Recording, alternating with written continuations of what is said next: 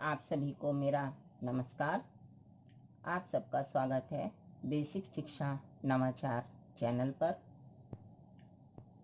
हम आज स्वर संधि के भेद अयादी संधि का अध्ययन करने जा रहे हैं। इससे पहले की कुछ वीडियो में हम लोग दीर्घ संधि, गुण संधि, वृद्धि संधि और यन संधि के विषय में अध्ययन कर चुके हैं। यदि आप लोगों ने वे वीडियो नहीं देखी हैं तो स्क्रीन पर एक लिंक शो हो रहा है। आप उस लिंक के आई बटन पर क्लिक करके वे वीडियोस देख सकते हैं, क्योंकि जब हम क्रमिक रूप से संधियों को देखेंगे तो हमारी समझ संधियों के लिए बेहतर बन पाएगी। तो आइए आज हम अध्ययन करते हैं अयादी संधि का। अयादी संधि, इसका सूत्र है एचोय वायावह। ध्यान दीजिए, एचोय वायावह। इसको हम बहुत ही आसान तरीके से समझ सकते हैं और इसकी अयादी संधि की परिभाषा याद कर सकते हैं। एचोय वायावह आप सूत्र कर लीजिए याद और इसको समझ लीजिए। आपको परिभाषा रटने की आवश्यकता नहीं होगी। एचोय वायावह, एचोय वायावह को यदि हम अलग अलग करते हैं इसके पदों को, तो हमें एचह, अय, अव, आय और आव, ये 5 पद प्राप्त होते हैं। देखिए, एचह, अय, अव, आय और आव, इस प्रकार से ये 5 पद इस सूत्र के बनते हैं। एच यहाँ पर प्रत्याहार है, जैसे कि हम माहेश्वर सूत्र में पढ़ चुके हैं। यदि आपने माहेश्वर सूत्र वाला वीडियो नहीं देखा है तो उसका लिंक भी स्क्रीन पर शो हो रहा है। आप उस पर क्लिक करके माहेश्वर सूत्र के विषय में जानकारी प्राप्त कर सकते हैं। साथियों, बिना माहेश्वर सूत्र के संधियों को समझना बहुत ही मुश्किल होगा। यदि आपको माहेश्वर सूत्र समझ आ गए और प्रत्याहार बनाने आ गए तो आप संधियों को बहुत ही आसानी से समझ सकते हैं। एच प्रत्याहार के अंतर्गत ए, ओ, अय, औ, ये 4 वर्ण आते हैं। अब हम अयादी संधि की परिभाषा इस सूत्र के अनुसार करें तो एच के स्थान पर, एच अर्थात ए, ओ, अय, औ, एच के स्थान पर क्रमशः अय, अव, आय और आव आदेश हो जाते हैं यदि एच के बाद कोई स्वर आए तो। देखिए, फिर से समझते हैं। ए, ओ, अय, औ के बाद कोई भी स्वर आने पर, इनके बाद यदि कोई भी स्वर आए, यदि ए के बाद कोई स्वर आए तो ए के स्थान पर आय आदेश हो जाएगा। ओ के बाद कोई स्वर आए तो ओ के स्थान पर अव आदेश हो जाएगा। आई के बाद कोई स्वर आए तो आई के स्थान पर आय आदेश हो जाएगा। और औ के बाद कोई स्वर आए तो औ के स्थान पर आव आदेश हो जाता है। एक बार फिर से समझिए।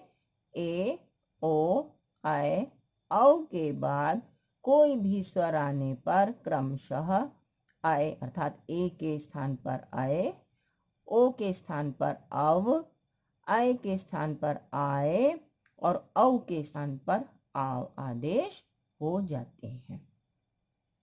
इस प्रकार से अयादी संधि के 4 नियम बनते हैं। हम एक एक नियम को उदाहरणों के साथ समझेंगे। पहला नियम है, यदि ए के बाद कोई स्वर हो तो ए के स्थान पर आय हो जाता है। देखिए, इसका उदाहरण यहाँ पर दिया गया है। ने, धन, अन। ने में ए है और ए के बाद अ स्वर है। ए के बाद स्वर होने पर ए के स्थान पर अय आदेश हो जाएगा। अब यहाँ पर ए के स्थान पर आय आदेश हो गया, तो यहाँ पर हमारे पास शेष बचा न हलंत, और इधर हमारे पास अन है। इन सबको मिला दीजिए, न ए में मिल जाएगा, यह ए में मिल जाएगा, तो हमारा शब्द बन गया नयन। इसी प्रकार हरे धन ए, यहाँ पर रे में ए है और इसके बाद स्वर है, तो ए के बाद स्वर हो तो ए के स्थान पर आय हो जाएगा।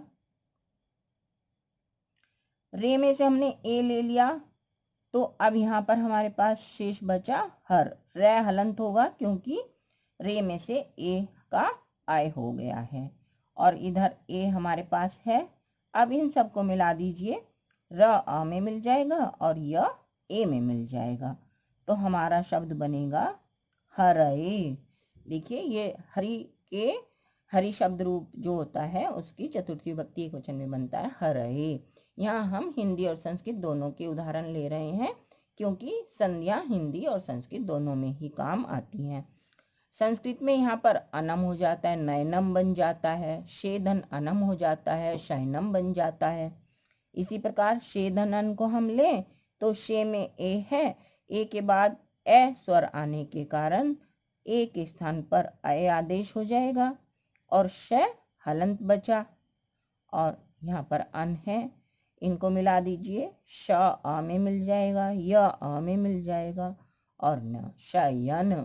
इसी प्रकार मुने धन ए, ने में ए है, ए के बाद ए स्वर है तो ए के स्थान पर आय आदेश होगा, और यहाँ पर शेष बचा मुन, न हलंत बचेगा क्योंकि ए के स्थान पर आय आदेश हो गया, और ये ए ऐसे के ऐसे ही रहेगा। अब इनको मिला दीजिए, न आ में मिल जाएगा और यह ए में मिल जाएगा, मुनए।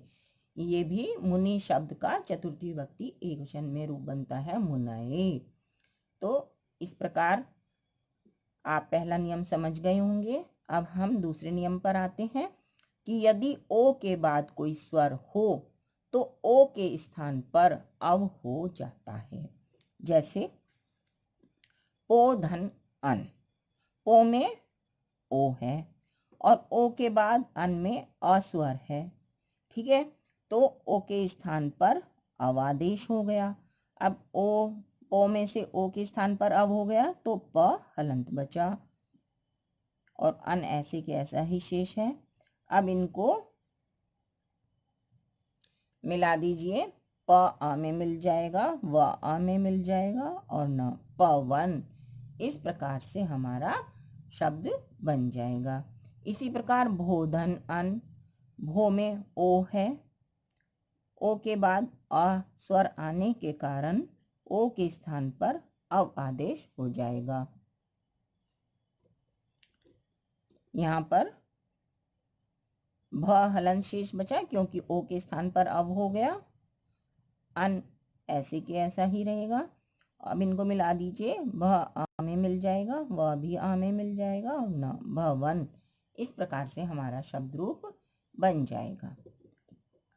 भो धन अति, भो में ओ है और इसके बाद ए स्वर है, तो यहाँ पर ओ के स्थान पर अव हो जाएगा, भ हलंत बचा और यहाँ पर हो गया अति।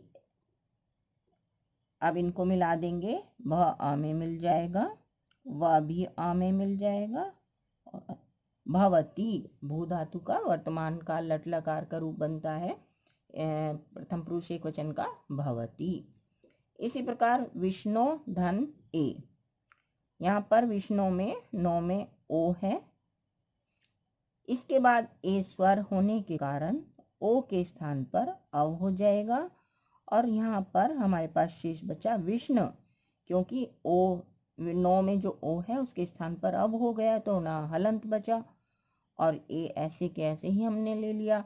अब इनको मिला दीजिए, ना आ में मिल जाएगा और व ए में, विष्णवे। विष्णु शब्द का चतुर्थी विभक्ति एकवचन का रूप बनता है विष्णवे। अयादि संधि के तीसरे नियम की हम बात करें, यदि अय के बाद कोई स्वर हो तो अय के स्थान पर आय हो जाता है। जैसे नए, धन, अक।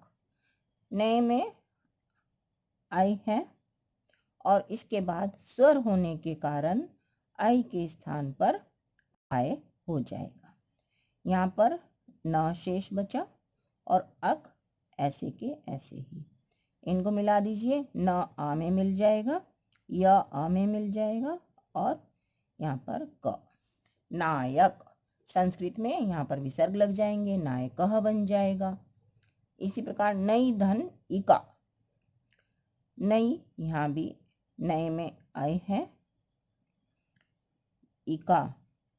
अय के बाद ई स्वर आने के कारण अय के स्थान पर आय आदेश हो गया और यहाँ पर शेष बचा न, क्योंकि अय के स्थान पर आय हो गया है। इका। अब इनको मिला दीजिए, न आ में मिल जाएगा, य ई में मिल जाएगा और हमारा रूप बना नायिका। इसी प्रकार गई, धन, अक।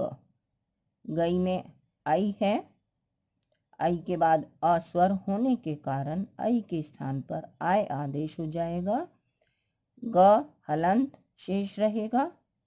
अब इनको मिला देंगे तो हमारा रूप बनेगा गायक। इसी प्रकार गई, धन, इका। यहाँ पर अय है, इसके बाद ई स्वर होने के कारण अय के स्थान पर आय, ग हलंत शेष बचेगा और इधर है इका। इनको मिला दीजिए, रूप बन गया गायिका। अब हम अंतिम अर्थात चौथे नियम पर आते हैं। यदि औ के बाद कोई स्वर हो तो औ के स्थान पर आव हो जाता है। औ के बाद कोई स्वर हो, जैसे यहाँ पर पौ, धन, अक है, पौ में औ है, इसके बाद अस्वर है तो औ के स्थान पर आव हो जाता है। औ के स्थान पर आव हो जाएगा। पौ में से औ के स्थान पर आव हो गया तो यहाँ प हलंत बचा और अक ऐसे के ऐसा ही हमने ले लिया।